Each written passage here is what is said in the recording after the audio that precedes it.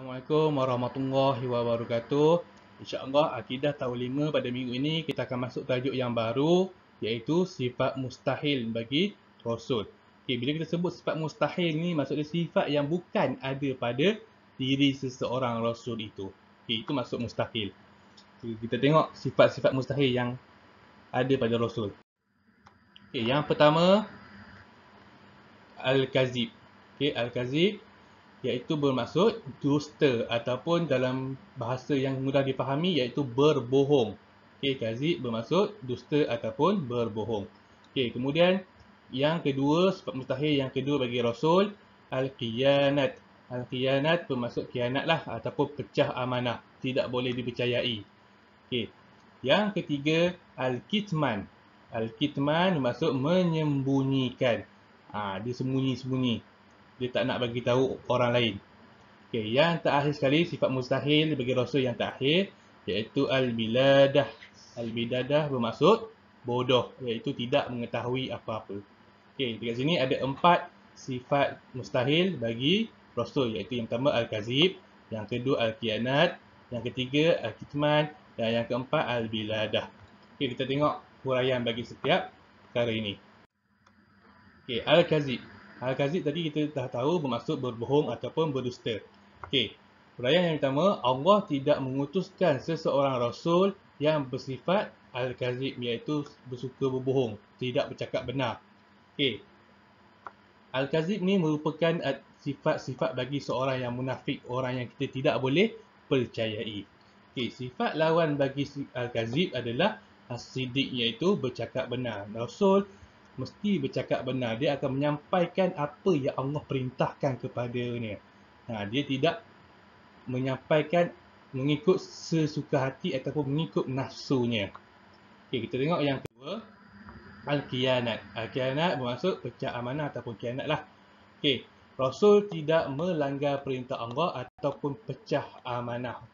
Maksud dekat sini, apa yang Allah sampaikan kepadanya, begitu juga disampaikan kepada umatnya. Dan bukan sahaja arahan daripada Allah, tetapi jika Nabi memegang rahsia seseorang, maka Nabi tidak membocorkan rahsia tersebut. Dan ataupun Nabi bila diberikan amanah, contohnya Nabi diberikan amanah oleh Sayyidatina Siti Khadijah untuk menjaga perniagaannya, maka Nabi tidak menyeleweng daripada amanah yang diamanahkan kepadanya. Yang kedua, tidak timbul kekeliruan ajaran Rasul. Khianat ni, jika Nabi ni bersifat khianat, maka akan berlakulah kekeliruan dan dalam ajaran yang dibawa oleh Rasul. Maksud dia, akan ada benda isu-isu yang timbul yang menyebabkan umat tidak percaya. Dan yang ketiga, sifat lawan bagi khianat adalah al-amanah. Al-amanah ni maksud dia jujur, yang kita belajar sebelum ni kan. Sifat mustahil yang ketiga, al-kitman. Al-kitman tadi kita dah faham, maksud dia menyembunyikan. Rasul akan menyampaikan apa yang diperintahkan oleh Allah Subhanahu Wa Taala kepada umatnya. Allah suruh Nabi Muhammad mengajak umat manusia solat, puasa, maka Nabi sampaikan amanah tersebut ataupun arahan tersebut kepada umat manusia.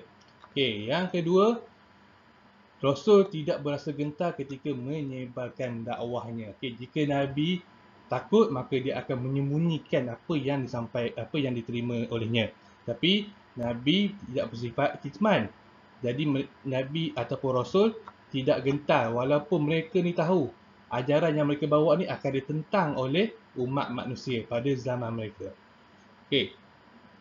Dan oleh itu kita tengok kesan di hari ini, kesan daripada Nabi tidak bersifat ataupun Rasul tidak bersifat kitman. Kita tengok ajaran ataupun agama yang dibawa oleh Nabi berkembang ke seluruh pelosok dunia, tak kira bangsa ataupun warna kulit. Semua orang dapat dakwah daripada Nabi Muhammad SAW. Yang seterusnya, sifat lawan bagi al-kitman adalah at-tabligh, iaitu menyampaikan. Yang terakhir, sifat mustahil bagi Rasul iaitu biladah, yang bermaksud bodoh. Rasul seorang yang bijaksana. Macam mana? Okey, setiap persoalan yang diajukan oleh umatnya, maka Rasul bijak menjawabnya mengikut apa yang disampaikan, apa yang diwahyukan oleh Allah Subhanahu Wa Taala. Okey, yang kedua, dipercayai akan kerasulan mereka, dibenarkan. Okey, dan yang ketiga, sifat lawan bagi biladah adalah al-fatanah, bermaksud bijaksana. Okey, sekian itu sahaja untuk sesi kelas kita pada minggu ini. Okey, latihan pada minggu ini, kamu boleh tengok buku teks kamu, buku teks akidah kamu, muka surat 62. Okey, Mak Lina awak salin kenyataan-kenyataan tersebut. Ada 4 kenyataan dekat sini. Muka surat 62 ada 4 kenyataan dekat sini, awak salin.